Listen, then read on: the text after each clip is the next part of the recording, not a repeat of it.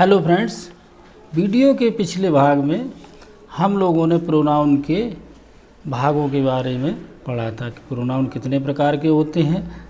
वहाँ पर हमने रिफ्लेक्सिव प्रोनाउन और एम्फेटिक प्रोनाउन का एक बहुत ही सूक्ष्म अंतर के बारे में अध्ययन किया था। अब इसके आगे और प्रोनाउन के कितने पार्ट होते हैं उनके बारे में आज इस वीडियो में हम चर्चा करेंगे और कोशिश करते हैं कि शेष बचे हुए सभी प्रोनाउन के बारे में आज जानकारी प्राप्त कर लें। प्रोनाउन का ये चौथा प्रकार है डिमॉन्स्ट्रेटिव प्रोनाउंस। हिंदी में इनको संकेतवाचक सर्वनाम कहते हैं। क्लास फर्स्ट या सेकंड में बच्चों को कुछ वाक्यों का अभ्यास कराया जाता है और वहाँ पर दिस, दैट, दीज, दोज आदि का प्रयोग बच्चों को सिखाया जाता है, लेकिन उस समय बच्चों को ये नहीं बताया जाता है कि ये प्रोनाउन होते हैं और ये प्रोनाउन का कौन सा प्रकार होता है। जब बच्चे थोड़े बड़े होते हैं तो ग्रामर में उनको फिर प्रोनाउन के बारे में जब अध्ययन करना होता है तब यहाँ उन्हें ये ज्ञान होता है कि अच्छा ये तो डिमॉन्स्ट्रेटिव प्रोनाउंस है। डिमॉन्स्ट्रेटिव प्रोनाउंस में क्या देखने को मिलता है कि ये जैसा कि नाम से ही कि संकेतवाचक सर्वनाम, यानी कि ये कहीं इशारा करते हैं, यानी जो सर्वनाम किसी नाउन की ओर संकेत करे, इशारा करे, उसे डिमॉन्स्ट्रेटिव प्रोनाउन कहते हैं। दिस तथा दैट सिंगुलर नंबर यानी कि एक वचन के लिए और दीज तथा दोज प्लूरल नंबर यानी कि बहुवचन के लिए प्रयोग में आते हैं। दिस, दीज ये दोनों शब्द, दिस का ही बहुवचन दीज होता है। दिस, दीज निकट की वस्तुओं के लिए और दैट और दोज दूर के लिए प्रयोग किए जाते हैं। दैट का बहुवचन दोज होता है। यहाँ पर हमने 4 वाक्य भी दर्शाए हैं। पहला है कि दिस मेडिसिन इज पॉइजनस, अर्थात यह दवाई जो है पॉइजनस है, जहरीली है। तो यहाँ इशारा किया गया है दवा की ओर। दैट इज योर फॉल्ट, वह आपकी गलती है। इशारा गलती के लिए किया गया कि वह आपकी गलती है, यानी कि दूर की चीज़ के लिए इशारा है, जो कि दैट शब्द का प्रयोग किया गया है। दीज आर काइट्स, ये पतंगे हैं। पास की वस्तु के लिए यानी पतंगे हैं, बहुवचन शब्द है, बहुत सी पतंगे हैं, इसलिए दीज का प्रयोग हुआ है। और दोज चिल्ड्रन आर लेजी, वे बच्चे आलसी हैं, यानी बच्चे दूर हैं, तब दोज का इस्तेमाल हुआ है। इस प्रकार हमारे इस डिमॉन्स्ट्रेटिव प्रोनाउन में 4 शब्द आते हैं, दिस, दैट, दीज और दोज। प्रोनाउन का अगला 5वां प्रकार है डिस्ट्रीब्यूटिव प्रोनाउंस, विभाग सूचक सर्वनाम। जब कोई शब्द किसी व्यक्ति या वस्तु को अलग अलग दर्शाए तब वे डिस्ट्रीब्यूटिव प्रोनाउंस कहलाते हैं। जैसे वाक्य हमने यहाँ पर 5 दर्शाए हैं। Each soldier had a gun, प्रत्येक सिपाही के पास गन थी। देखिए सिपाही बहुत से थे, सोल्जर, तो उनको अलग करके दर्शाया गया कि प्रत्येक के पास एक गन थी। इकट्ठा सबके लिए शब्द को इस्तेमाल नहीं किया गया है कि सभी के पास गन थी। Every film of his is a hit, यहाँ किसी की पिक्चर की बात हुई है, तो जितनी भी फिल्म उसने बनाई तो every film of his is a hit, उसकी प्रत्येक फिल्म जो है हिट है। तो पिक्चर काफ़ी हैं लेकिन उनको अलग करके दर्शाया गया है। यही काम है डिस्ट्रीब्यूटिव प्रोनाउन का। Either of them has done this, them बहुत से होते हैं। आइदर ऑफ देम का मतलब है उनमें से प्रत्येक, कोई भी। हैज़ डन दिस इसको कर सकता है, यानी कि कोई कार्य है, काफ़ी लोग हैं और उनमें से डिस्ट्रीब्यूट करके, विभाग करके कि कोई भी कर सकता है, अकेले कोई कर सकता है। You can take either road, अब यहाँ पर कई रोड हैं। जब हम लोग जाते हैं कहीं तो एक ही जगह जाने के कई रास्ते हो सकते हैं, तो उसी के संबंध में ये वाक्य कहा गया है कि you can take either road, आप कोई भी रास्ता पकड़ सकते हैं, चाहे किसी भी रास्ते से चले जाए। यहाँ रास्तों का डिस्ट्रीब्यूशन दिखाया गया है। Neither of you win the prize, यहाँ कई लोग हैं, यहाँ भी विभाजन करके दिखाया गया कि नाइदर ऑफ यू, तुम में से कोई भी नहीं प्राइज जीतता है। तो डिस्ट्रीब्यूटिव प्रोनाउंस में कौन कौन से वर्ड आए? ईच, एवरी, आइदर और नाइदर। ये 4 शब्द हैं जिनको हमें डिस्ट्रीब्यूटिव प्रोनाउन के अंतर्गत रखना है। प्रयोग इनका डिस्ट्रीब्यूटिव प्रोनाउन के लिए होता है।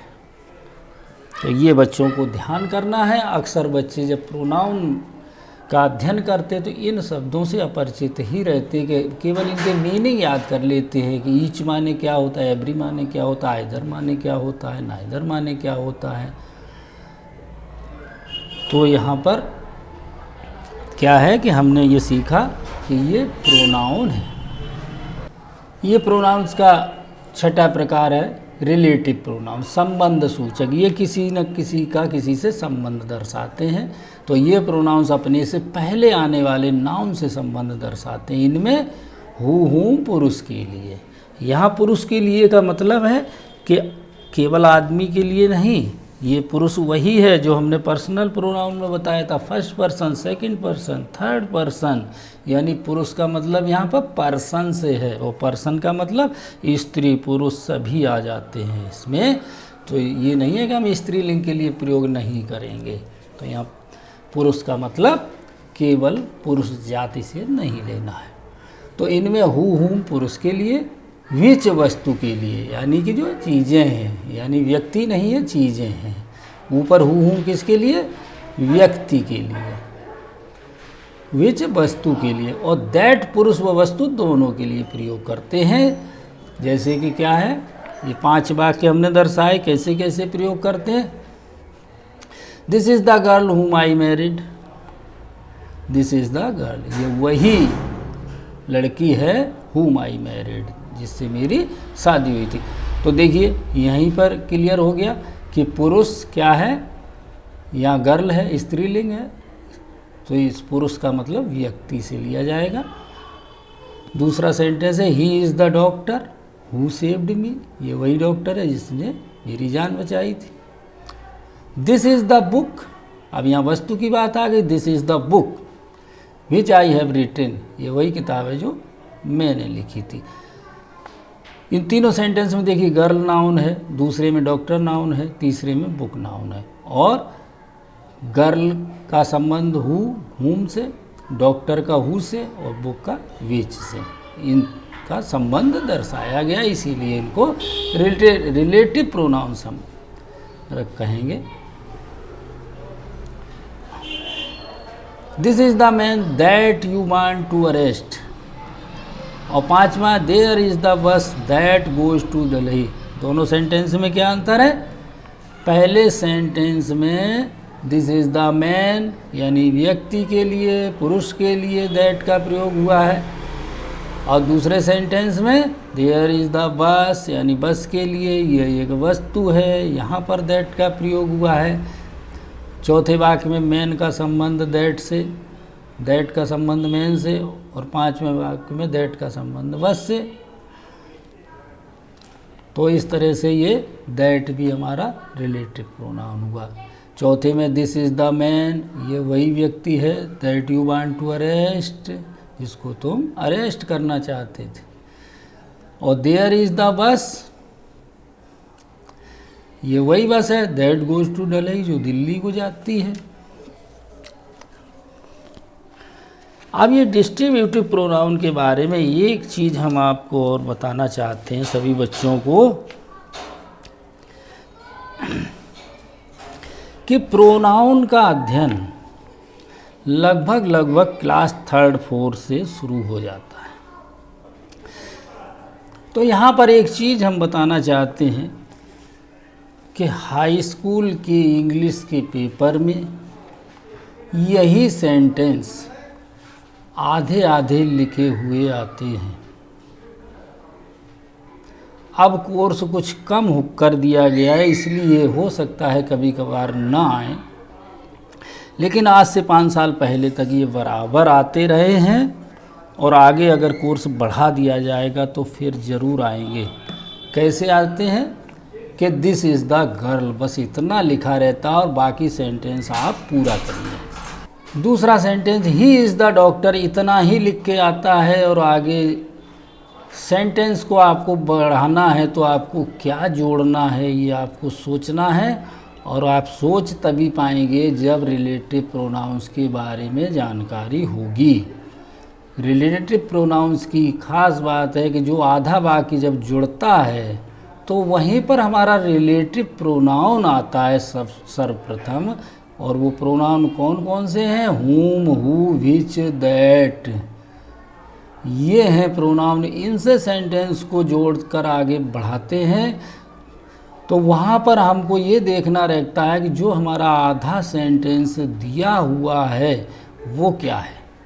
पहला वाक्य दिस इज़ द गर्ल, यानी लड़की, यानी नाउन, और ये किस, अब यहाँ पर हमारे लिए 2 शब्द बचते हैं हु और हुम, इनसे जोड़ के हमको सेंटेंस को निर्माण करना है। इसी तरह से दूसरे सेंटेंस में भी है ही इज़ द डॉक्टर, इसके लिए भी हमारे पास 2 शब्द हैं हु या हुम, इनको लगा के बाकी सेंटेंस को हम पूरा करेंगे।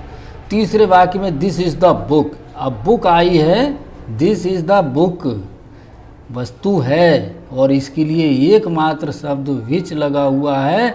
हमको विच लगा के आगे कंप्लीट करना है सेंटेंस को कि क्या आ सकता है, वो अपने आप सोच के लिखना पड़ता है। चौथा वाक्य दिस इज़ द मैन, अब फिर मैन आ गया, दिस इज़ द मैन, यहाँ पर हमारे पास तो 3 शब्द उपलब्ध रहेंगे, हु या हुम भी लगा सकते हैं, दैट भी लगा सकते हैं।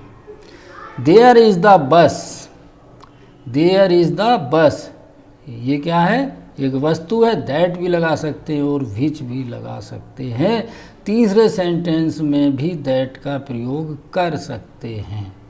तो इस तरह से वीडियो हमने बनाया है अभी छोटी कक्षाओं का और सर्वनाम का बनाया है, और यहाँ पर देखिए ये मैटर हमको हाई स्कूल के क्वेश्चन के लिए मिल रहा है। इसीलिए हम बराबर कहते रहते हैं कि हमारे वीडियो अगर बच्चे देखते रहेंगे तो उनको कब फ़ायदा मिल जाए ये कुछ कहा नहीं जा सकता। इसीलिए लोगों को हम प्रोत्साहित करते हैं कि अधिक से अधिक वीडियो देखते रहें। अगला प्रकार है इंटरोगेटिव प्रोनाउन, प्रश्नवाचक सर्वनाम। इससे सीधा सीधा समझ में आता है कि हमारा वाक्य भी प्रश्नवाचक ही होगा। जब किसी प्रोनाउन का प्रयोग प्रश्न पूछने के लिए किया जाता है तो उसे इंटरोगेटिव प्रोनाउन से कहते हैं। वाक्य के आरंभ में हु, हुज, हुम, विच, वाट, हाउ मैनी और हाउ मच आदि शब्दों में से किसी एक का प्रयोग करते हैं। यहाँ पर थोड़ा बता दें कि प्रश्नवाचक वाक्य भी हमारे 2 प्रकार के होते हैं। एक तो सहायक क्रिया, हेल्पिंग वर्ब को शुरू में लगा के वाक्य बनाए जाते हैं। वो वाक्य हमेशा क्या प्रश्न करते हैं, और ये जो प्रश्नवाचक वाक्य हैं इनमें ये शब्द सबसे पहले आते हैं। ये उन वाक्यों के बारे में इस प्रोनाउन में बताया गया है कि इंटेरोगेटिव प्रोनाउन में जो शब्द आते हैं यहाँ हेल्पिंग वर्ब वाले प्रश्नों से मतलब नहीं। यहाँ हमने वाक्य भी नीचे लिखे हैं कि हु केम हियर यस्टरडे, सबसे पहले देखिए हु आ गया है, एक पहचान, और दूसरा प्रश्नवाचक चिन्ह लास्ट में लगा हुआ है, तो यहाँ पर हु हमारा क्या है? इंटरोगेटिव प्रोनाउन है। इसी तरह से दूसरे वाक्य में whose milk is in the cup, cup के अंदर किसका दूध है? तीसरे में whom did you call, whom did you call, आपने किसे बुलाया था? चौथे में which book have you written, आपने कौन सी किताब लिखी थी? व्हाट इज योर नेम, आपका क्या नाम है, हाउ आर यू, आप कैसे हैं। सातवां, how many boys are there, वहाँ पर कितने लड़के हैं। और how much water is in the tank, tank के अंदर कितना पानी है। सभी वाक्यों की starting who, which, what, how many और हाउ मच इन शब्दों से हुई है। तो यहाँ पर हम तुरंत पहचान लेंगे कि ये हमारे इंटेरोगेटिव प्रोनाउन हैं। इन शब्दों के लिए एक शब्द और बताया गया है कि इनको कहते हैं W1s। इसको W1s इसलिए कहते हैं, इनमें अधिकांश शब्द जो है W से प्रारंभ होते हैं। तो इंटेरोगेटिव प्रोनाउन को समझने के लिए हमें W1s को याद कर लेना है कि बाकी के शुरू में W1s का शब्द आएगा तो वो हमारा इंटेरोगेटिव प्रोनाउन हो जाएगा। प्रोनाउन का 8वां प्रकार है इंडेफिनिट प्रोनाउन, अनिश्चयवाचक सर्वनाम। ये प्रोनाउंस व्यक्तियों अथवा वस्तुओं को एक सामान्य अर्थ में दर्शाते किंतु किसी विशेष व्यक्ति या वस्तु की तरफ संकेत नहीं करते। इस इंडेफिनिट शब्द का प्रयोग हमारे टेंस में भी होता है, present indefinite tense, past indefinite tense, future indefinite tense. वहाँ अनिश्चय का मतलब ये है कि कार्य की अनिश्चितता रहती है कि कार्य तब तक पूरा हो गया है या हो रहा है या होगा, कब तक होगा ये कुछ भी निश्चय नहीं होता, इसलिए वहाँ पूरी तरह से अनिश्चय रहता है। लेकिन यहाँ इन वाक्यों में पूरी तरह से अनिश्चय नहीं होता है। यहाँ क्या होता है, एक सामान्य अर्थ दर्शाते हैं ये शब्द, कोई विशेषता नहीं बताते, किसी विशेष व्यक्ति या वस्तु की तरफ संकेत नहीं करते। बस इतनी ही अनिश्चितता रहती है कि ये नहीं जान पाते हैं कि ये किस व्यक्ति के लिए या किस वस्तु के लिए प्रयोग किए गए हैं। जैसे कि पहला वाक्य वन हैज़ फेल्ड, एक फेल हो गया। अब एक फेल हो गया यानी बहुत सारे थे उनमें से एक फेल हो गया, तो कौन फेल हो गया ऐसा कुछ विशेष इस वाक्य में नहीं दर्शाया गया है, इसलिए कुछ संशय है, कुछ अनिश्चितता है कि कौन फेल हो गया। उसके लिए शब्द आया one. Some are born great, कुछ लोग जो है जन्मजात महान होते हैं, पैदाइशी महान होते हैं। सम आर बॉर्न ग्रेट यानी जन्म से ही महान पैदा होते हैं। अब इसी वाक्य में अगर नरेंद्र मोदी के लिए कहा जाए कि जन्म से ही पैदा हैं तो फिर क्या है, तो फिर वो इंडेफिनिट प्रोनाउन में नहीं आ सकते। इसलिए सम आर बॉर्न ग्रेट, कुछ लोग पैदा होते हैं, तो कौन लोग पैदा होते हैं ये संशय यहाँ पर बराबर बना हुआ है, इसीलिए इन शब्दों को इंडेफिनिट प्रोनाउंस में स्थान मिला है। All should take care of their children, सभी को अपने बच्चों की देखभाल करनी चाहिए। यहाँ भी कौन से सभी यानी सभी, कोई विशेषता नहीं बताई गई है किस विशेष व्यक्ति के लिए ये बात कही गई है। ऐसे इसी तरह से many people see the Taj Mahal daily, रोज़ाना हज़ारों लोग जाते हैं ताजमहल देखने, तो मैनी पीपुल यानी बहुत से लोग जाते हैं। वो कौन से लोग जाते हैं ये ऐसी कोई विशेष बात नहीं है, इसीलिए इनको इंडेफिनिट प्रोनाउन में रखा गया। Anybody can swim across this river, anybody can swim, कोई भी इस नदी को पार कर सकता है, कोई भी। Anybody can swim across the river, इस नदी को कोई भी तैर के पार कर सकता है। तो अभी कोई भी है तो यहाँ पर कोई विशेषता नहीं बताई गई, इसीलिए ये इंडेफिनिट प्रोनाउन के अंतर्गत आ गया। तो यहाँ पर कौन कौन से शब्द हमको मिले हैं, वन है, सम है, ऑल है, मैनी है, एनीबडी है। ये शब्द जो है इंडेफिनिट प्रोनाउंस में आते हैं। बच्चों को याद करने की बहुत ज़रूरत है। गिने चुने शब्द हैं, इनको याद कर लें, कोई दिक्कत नहीं आएगी। अब यहाँ पर हमने दिखाया है कि रिलेटिव प्रोनाउन संबंध सूचक सर्वनाम और इंटेरोगेटिव प्रोनाउंस प्रश्नवाचक सर्वनाम में बहुत ही सूक्ष्म अंतर, जिसको समझना बहुत आवश्यक है। पिछले वीडियो में हमने दो प्रोनाउन के बारे में बताया थे, रिफ्लेक्सिव प्रोनाउन और एम्फेटिक प्रोनाउन। दोनों ही में सेल्फ और सेल्फ्स लगा हुआ था, तो बहुत ही सूक्ष्म अंतर था। जिन लोगों ने वीडियो नहीं देखा है तो वीडियो ज़रूर देख लें, नहीं तो अंतर नहीं कर पाएंगे, बता नहीं पाएंगे कि रिफ्लेक्सिव प्रोनाउन है या एम्फेटिक।